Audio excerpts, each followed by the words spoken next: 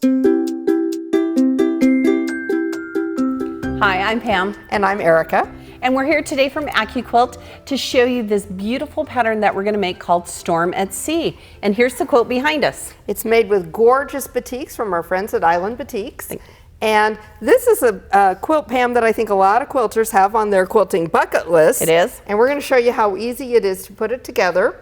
I think the tricky part is, or what looks tricky, is that curve. And that perceived curve is actually made with a triangle and a square shape. And we're going to show you how to put it together so it looks harder than it is. Today we're going to use our Go Big machine, but Erica, we're using our 6-inch cube, so you could actually use your Go Baby, your Go, or your Go Big machine. That's so right. All three of them you can use.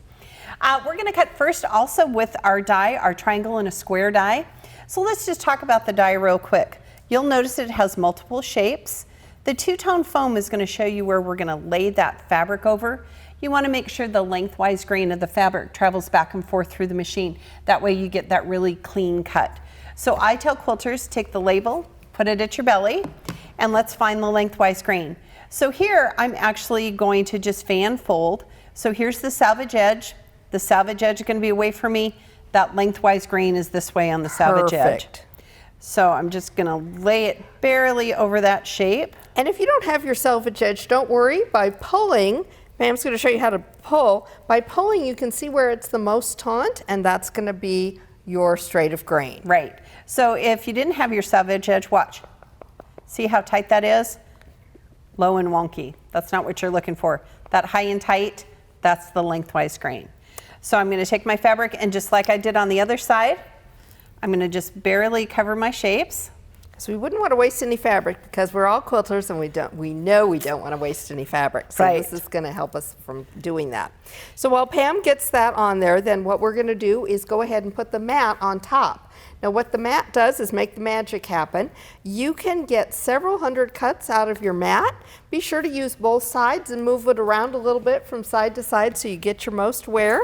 We got to get our Go Big opened up here and get her powered up and ready to go for us. All right, so we're just going to turn it on, and just like this, we're going to just feed it through the Go Big machine. Perfect, and it's going to come through. It's going to hang out on the other end and wait for us. Pam, we could go get a cup of coffee and come back. Have a little cookies or something. There you go. Also, quilters, this is a great way to bust your stash. This is a beautiful quilt. Might be something you already have in your stash. So here's kind of a tip of the day. If you take this mat and lift it up, all those pieces are going to fly everywhere. So I'm going to slide my mat right off. Excellent. Ta-da, ta-da. See how that static pulls in there? And then look, I'm just going to pull back the scrap fabric. There was hardly any there, and hardly any here as well. So look how great that works. Now, before Erica is going to cut or sew these for us, I'm going to cut the next set of blocks for you. Okay. I would always tell quilters, cut your pieces first and then sit down and sew. It kind of works that way. So from the 6-inch cube, we're going to use die number 6 and die number 5. Just like before, quilters, we're going to find the lengthwise grain. So here's our square shape, nice and tight, low and wonky, nice and tight across the die board. We're going to just set it right here, and because we're using our Go Big, we can cut 2 dies at one time. Absolutely, this is going to be fun. I sometimes call this a great die race. There you go. And here we go, the half square triangles. We're just going to barely cover the shapes. Again, you can get up to 6 layers of fabric at a time. All right, here's the great race. So we're going to be making a square and a square with these shapes. You can see we've got the 2 different colors of blue on the corners. And we're going to show you how to put this one together as well. Great. All right, so I'm going to slide my cutting mat right off. All right, so do you want to do the square and the square first? Let's do that first. Now I'm going to start with, when you look at our sample there, you can see we've started with the more the cornflower blue. So if you can hand me 2 of those half square triangles. Okay. Perfect. And I've put those right sides together, so we should be ready to go.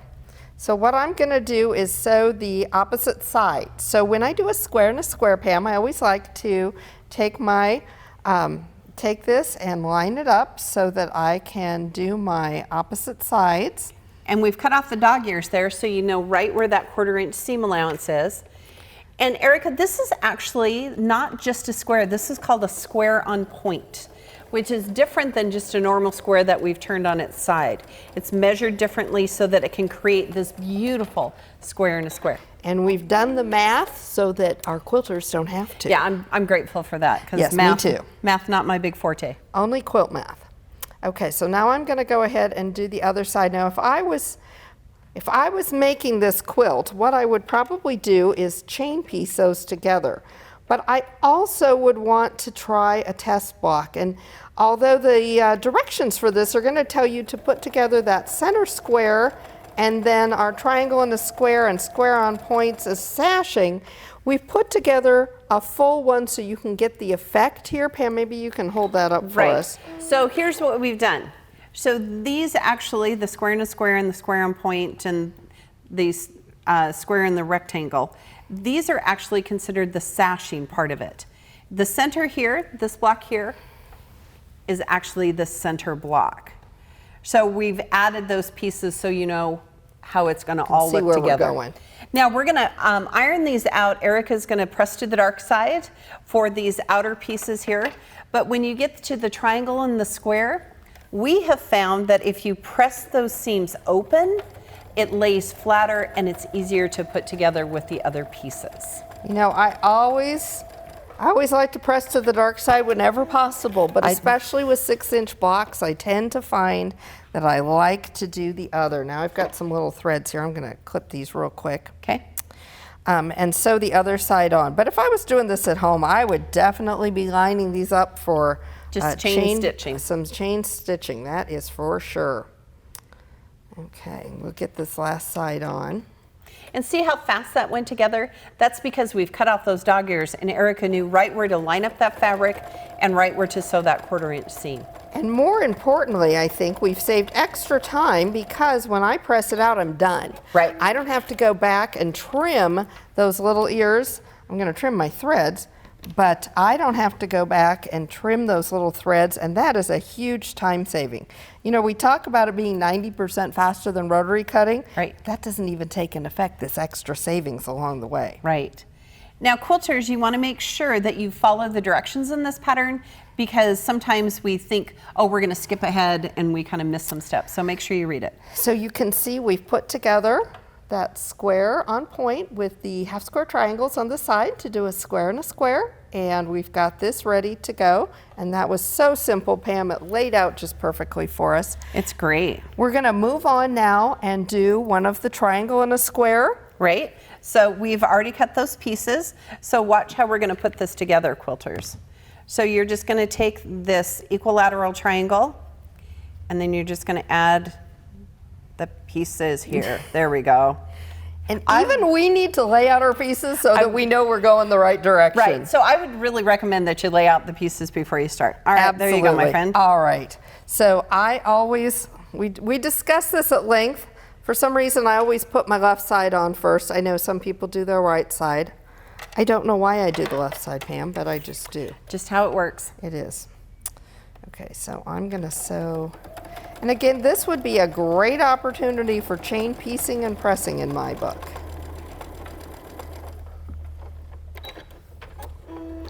Now, as we mentioned, we are going to press this one open. And I'm going to go ahead and do that now because that's going to give me my better point up at the top, and it's all about good points. It is. It is. And one of the great things about this quilt is you can see, look at all these great sharp points here. That happens because we cut the fabric perfectly every time, and then we have made those good seams, those 1/4-inch seams. Important to always have a 1/4-inch seam, not a scant 1/4-inch seam. And if I was doing a slogan, I'd probably say something like, better cuts make better quilts. Gosh, we should have thought of that. All right, let's get this last side done so you can see this as well.